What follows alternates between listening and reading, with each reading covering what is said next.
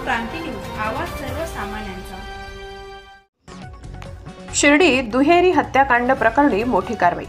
सोमवारी पहाटे वेगवेगळ्या ठिकाणी लागोपाठ झालेल्या रस्ता लुटीतून डबल मर्डर व एक हाफ मर्डरने साईनगरी हादरली आहे। सोमवारी पहाटे भीषण हत्याकांडात साईबाबा संस्थांच्या 2 कर्मचाऱ्यांचा बळी गेला, तर अत्यवस्थ असलेल्या एका ग्रामस्थावर प्रवरानगर येथील रुग्णालयात उपचार सुरू आहेत। आता या प्रकरणातील संशयित आरोपींच्या घरावर बुलडोझर कारवाई करण्यात आली आहे।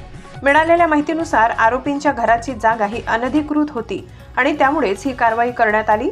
तसेच गुन्हेगारी प्रवृत्तीच्या लोकांविरोधात कठोर कारवाई केली जाईल असा इशारा प्रशासनाने दिलाय।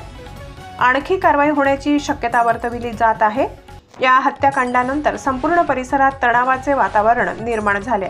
पोलीस आणि प्रशासन पुढील चौकशी करत असून आरोपींवर कठोर कारवाई केली जाईल असे अधिकाऱ्यांनी स्पष्ट केले आहे।